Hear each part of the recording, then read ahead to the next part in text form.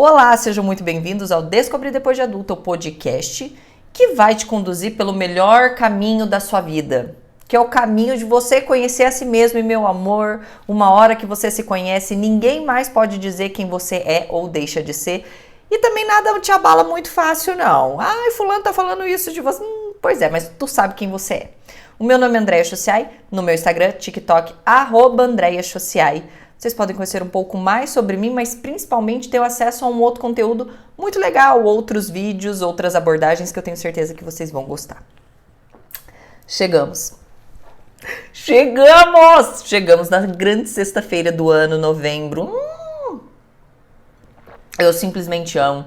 Tenho pra mim que novembro, fazendo um recap dos anos anteriores, novembro é um mês que acontece muita coisa na minha vida. Eu falo que assim, parece que minha vida ela demora pra engrenar. Demora, ela vai deixar pra chegar lá pra perto de dezembro pra tipo assim, opa, tem que fazer alguma coisa aqui. Então gosto do mês de novembro e tô ressignificando principalmente festas de finais de ano, que por muito tempo eu carreguei meio que um bode, um trauma, enfim. Mas isso é pauta para outro podcast.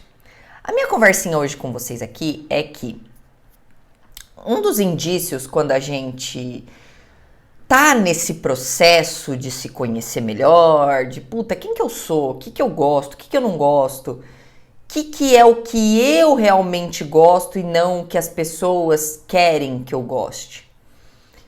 E uma das coisas que eu vejo na minha vida, que aconteceu bastante, mas eu também vejo na vida de pessoas, por exemplo, que fazem a consultoria comigo, são pessoas que tomam ainda algumas decisões baseados no que as pessoas acham que elas devem fazer, tá?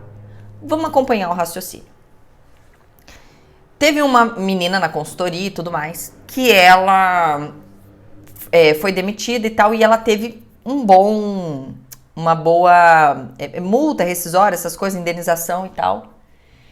E quando ela recebeu essa indenização, ela estava muito angustiada, porque os pais começaram a ficar... Veja, ela já é uma mulher com mais de 30 anos e tudo mais, não morava mais com os pais, e os pais ficaram, não, porque você tem que comprar um imóvel, você tem que comprar um imóvel, você tem que comprar um imóvel, você tem que comprar um imóvel e tal. E ela não queria, ela sabia assim no âmago dela que ela não queria, porque ela tem rodinha nos pés. Então ela tava naquela angústia, porque ela falou, André, eu não sei nem se eu fico na minha cidade, eu tenho talvez outros planos, enfim. E ela tava muito angustiada, mas assim, gente, muito angustiada. Porque ela tava meio que nessa crise moral, ai, são meus pais, o que eles falam é o certo, é o melhor pra mim, né? Mas não é isso que eu quero, não é isso que eu tenho em mente e tal. Então assim, ela tava numa crise colossal, que já se arrastava há alguns meses, o dinheiro ainda continuava parado, e ela não sabia o que fazer. Ela tava muito em crise. E qual que é o problema quando a gente fica muito tempo em dúvida? Que a gente não toma decisão nenhuma. Tempos depois, atendi uma outra pessoa que a vida inteira, desde que ela se formou, durante toda a formação dela, a família ficava, você tem que prestar concurso, você tem que prestar concurso, você tem que prestar concurso. No fundinho, ela sabia que ela não queria prestar concurso. Mas ela fez aquela pressão e assim, quando a gente é adolescente, quando a gente é mais jovem, querendo ou não, a gente não tem muito uma visão de futuro. Então a gente acredita que aquelas pessoas que têm uma determinada autoridade sobre a nossa vida saibam o que é melhor pra gente. E a gente acaba tomando essas decisões. E ela tava assim, mascando vidro dentro desse concurso. Ela não aguentava mais, porque ela já entrou sabendo que não era aquilo. Mas naquele momento, como ela não tinha assim pauta, ela não tinha força para tomar uma decisão contrária, ela acabou fazendo. E se encontrava também numa grande crise. Ela se encontrava num momento que, poxa, eu não sei o que eu faço, porque são pessoas que me amam e querem meu bem, mas no fundo eu sei que eu não quero e tal. E aí eu tava refletindo aqui com os meus botõezinhos, né? Quantas coisas a gente não tá fazendo hoje pra não frustrar o desejo do outro. quantas coisas hoje você se mantém fazendo, quantas relações você continua permanecendo porque você não quer frustrar o outro. E veja, é uma preocupação genuína. Quando eu optei pela engenharia civil, veja, eu optei por uma pressão, que eu não falo que é uma pressão só que meu pai me colocou, não adianta a gente colocar, eu nunca, né, vou querer colocar meu pai nesse papel de algoz, não, ele fez a pressão que ele podia, mas eu poderia ter peitado e tomado uma decisão diferente, não tinha nada de uma arma na minha cabeça, assim, faça ou faça, não, é que ele me deu muito mais, como que eu posso dizer, pontos fortes, ele me deu mais argumentos para eu acabar indo para engenharia civil, mesmo que lá no fundinho eu não quisesse. Eu nunca quis, nunca assim, ai, nossa, não, engenharia civil nunca foi cogitado na minha cabeça. Eu pensei em fisioterapia, eu pensei em arquitetura, eu pensei em moda, eu pensei em mais alguma coisa? Não. Eu acho que a partir da 7ª série, eu me lembro de ter pegado muito firme em arquitetura. Antes eu lembro que era fisioterapia, peguei firme em arquitetura. Perto do 3º ano, 2º ano do ensino médio, 3º ano, começou a aparecer moda muito na minha cabeça. Logo eu, inimiga da moda. Mas enfim, a pessoa que não gosta de se arrumar, que é assim... Nossa, se eu pudesse... Dona Insider, ela tem que estar sempre aqui, porque é o tipo de roupa que eu uso, assim. O básico, eu não gosto de pensar pra me vestir. E aí, eu me lembro que quando eu fiz... também existia, porque assim, eu não estava conseguindo passar em arquitetura, e na minha época eu tinha que passar numa faculdade pública, não tinha outra opção, e eu me lembro que eu não passava em arquitetura, e aí quando eu converti a pontuação eu passava em civil e tal, e eu queria ganhar dinheiro, não aguentava viver naquela pobreza desgraçada, e acabei indo para civil, mas obviamente que me pesou demais não frustrar o meu pai. E como primogênita, sabe, tem toda aquela pressão, aquela esperança em cima de você e tudo mais. Então, eu não queria frustrá-lo. E depois, mais pra frente, veja, eu já uma mulher madura, uma mulher casada, já independente, eu fiquei com medo de frustrá-lo quando eu fui fazer a transição de carreira. E aquilo me pesou muito. Então não tem como eu dizer pra vocês assim, ai, não levem isso em consideração. A gente vai levar. Porque uma vez que você tenha algum tipo de sentimento bom por aquela pessoa, você vai fazer de um tudo para não frustrar. Eu vejo, teve um tempo onde eu tive um relacionamento que todo mundo gostava muito da pessoa. Os meus amigos, familiares, todo mundo, nossa, que pessoa maravilhosa, que pessoa gente boa, que pessoas... Mas eu não gostava. Você entendeu? Eu não gostava. Mas eu sei que eu sustentei por muitos meses essa relação pelo medo de frustrar as pessoas que eu amava. Só que tem uma hora na nossa vida que a gente precisa sustentar o desconforto de ser quem a gente é. E ser quem eu sou demanda que eu tome decisões boas para mim, mesmo que elas causem algum tipo de desconforto ou frustração, mesmo nas pessoas que eu amo. Uma vez eu vi um vídeo de uma mulher falando, ela falou assim, você pode ter certeza que essa mulher que vocês admiram, essa pessoa que vocês admiram, que ela tem uma opinião muito forte, que ela é bem posicionada, que ela não dá palco pra maluco, essa pessoa que se impõe, ela tá sustentando muito desconforto de ser quem ela é, porque não é fácil. Porque a gente, enquanto ser social, a gente tem essa necessidade nossa, por mais que você diga que não, de querer agradar os outros. Porque o nosso segundo maior medo é a vergonha pública. E quando eu falo de vergonha pública, eu não tô falando de você cair em público, eu não tô falando... É a vergonha de em algum momento, o medo de em algum momento não ser aceito ou ser motivo de chacota para um grupo de pessoas. Mesmo que elas sejam desconhecidas. Por isso que eu carreguei... Gente, olha que coisa bizarra, mas eu carreguei a minha vida inteira um medo de cair. Isso era motivo de sarro na minha família. Porque toda vez que, assim, eu lembro quando eu mudei de escola no ensino médio, depois quando eu fui do ensino médio pra faculdade, todo mundo tirava sarro. E aí, tá com medo de cair? Porque o meu medo, eu carregava comigo um medo de, vou numa igreja nova, eu tinha medo de entrar e cair. Eu vou entrar numa escola nova, eu tenho medo de tropeçar e cair. Eu vou entrar lá na faculdade, um lugar novo. Eu sempre tive esse medo. Mas o que é esse medo? É o reflexo do medo de não ser aceito, de ser motivo de chacota, de passar vergonha em público. O medo da vergonha pública, ela só perde pro medo da morte. É o segundo maior medo que a gente tem. Por isso, para algumas pessoas é tão difícil gravar um vídeo. Por isso, para algumas pessoas é tão difícil falar em público. Porque a gente tem esse medo de passar vergonha. O que a pessoa está pensando, o que ela vai estar imaginando, o que ela vai estar dizendo, o que ela vai estar falando. Só que é uma coisa, meus amores, que foge completamente do nosso controle. Eu digo isso em vários vídeos. A pessoa que ela tiver que falar, ela vai falar. Você falando em público, você não falando em público, você escolhendo, você não escolhendo. Mas esse não é o ponto.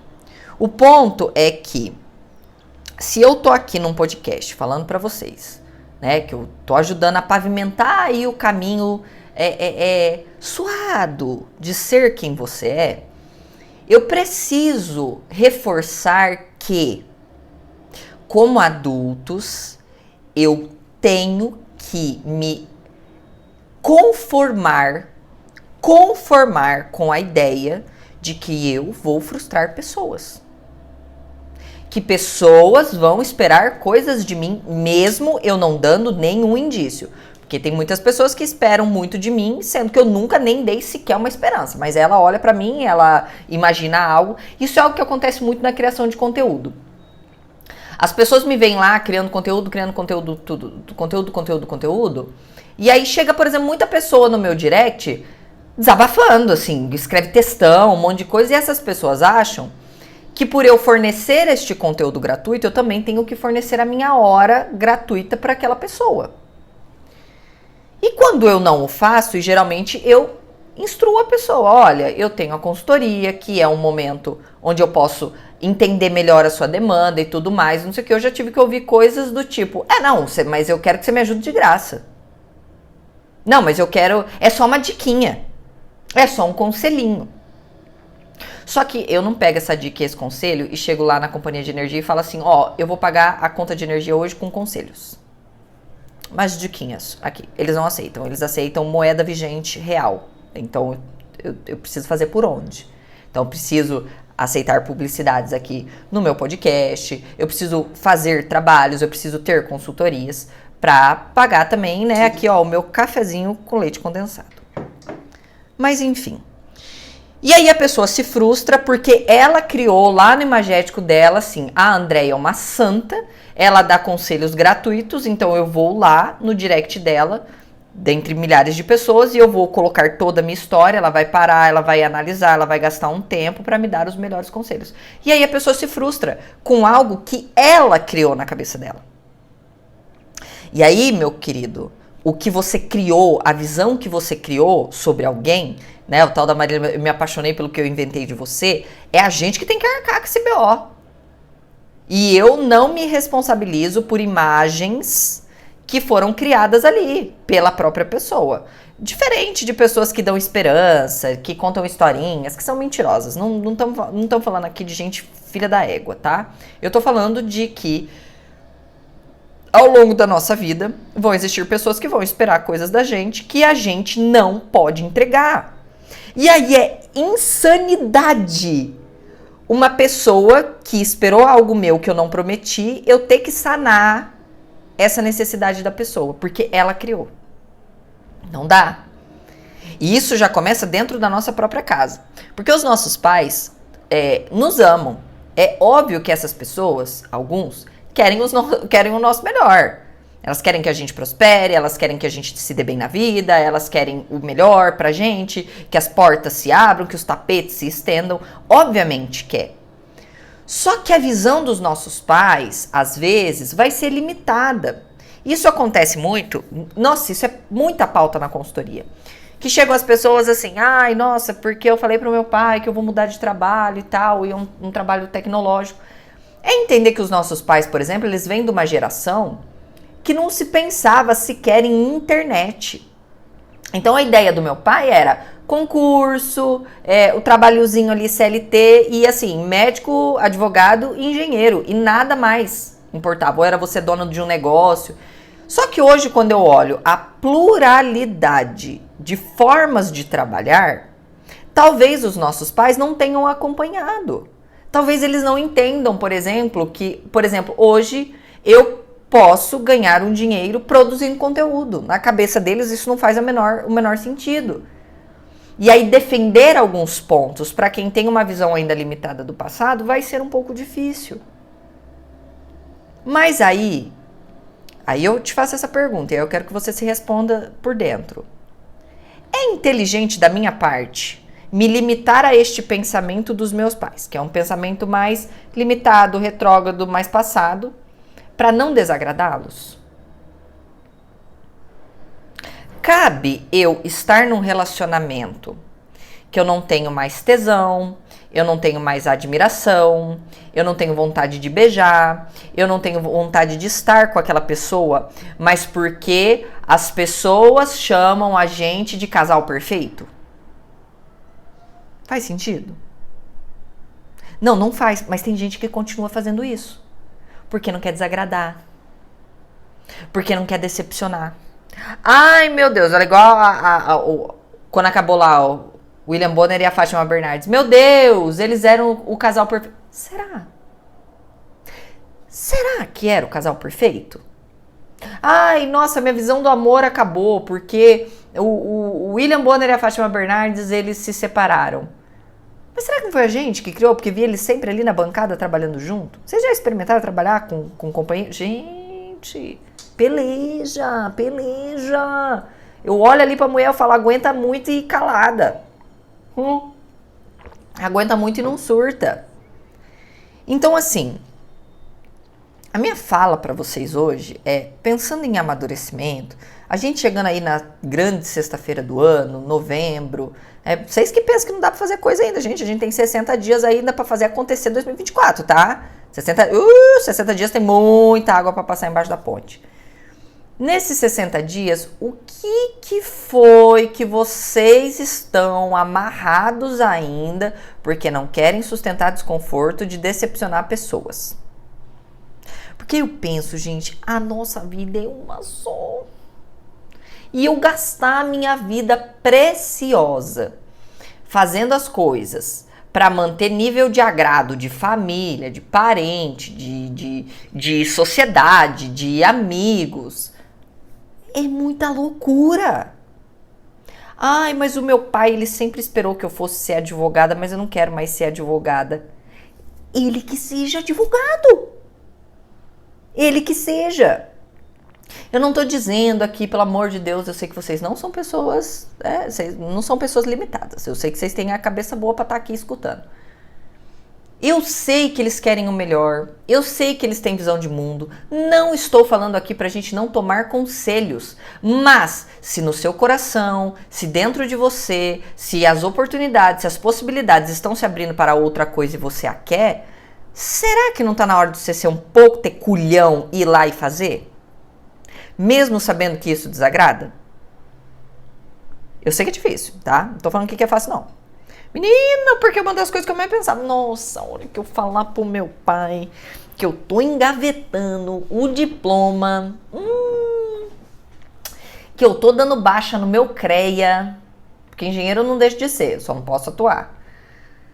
Que eu tô dando baixa no meu CREA pra fazer educação física. Esse homem vai infartar. Agora eu infarto o Sérgio. Agora ele vai morrer. Morrer. E a gente nunca falou sobre. Isso eu tenho que falar. Meu pai me respeitou muito, mas a gente nunca falou sobre. Nunca. Em hipótese nenhuma. Mas no começo desse ano, ele me procurou pra fazer treino pra ele. Porque ele tava precisando fazer treino e tudo mais. Então ali eu entendi que já existia uma parte do seu Sérgio entendendo que eu tinha mudado de profissão.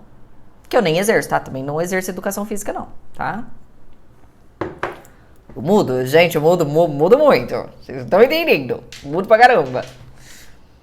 Então, meus amores, pra essa grande sexta-feira do ano, a sexta-feira e sexta-feira do ano, dá uma revisada. O que vocês estão carregando aí? Ah, eu não vou terminar pra não decepcionar minha sogra. Ah, eu não vou sair desse emprego porque eu vou decepcionar tanto meu chefe. Ai, meu Deus, se vocês soubessem. Se vocês soubessem como é fácil substituir vocês. Se vocês soubessem que em poucos dias tem alguém no seu lugar e a pessoa elogiando, que achando que nunca encontraria alguém como você encontrou melhor, espalhando isso pros outros. Graças a Deus, né, que ninguém é substituível. Mas pensem bem. Não arrasta isso pra 2025, não. E eu não quis nem ter essa conversa mais pro final do ano para ter tempo de vocês executarem isso em 2024. É um papel que eu tenho aqui, falando para vocês sobre amadurecimento de sustentem o desconforto de desagradar pessoas. Sustentem. Mantenham. Pessoas se decepcionam diariamente. Diariamente. Mas você não pode ficar se decepcionando, tentando manter todo mundo felizinho do seu lado enquanto você tá muito infeliz. É aquele negócio, ai, você tá no trabalho dos sonhos. Do sonho de quem? Do seu, porque no meu é um pesadelo. Mas aí você se mantém, porque todo mundo fala, meu Deus, esse é o trabalho dos sonhos, você vai ser louca se você deixar esse trabalho. Mas as pessoas não estão convivendo ali diariamente, todo santo dia, aguentando o que você aguenta. Pensem bem nisso. E vamos aproveitar esse grande novembro.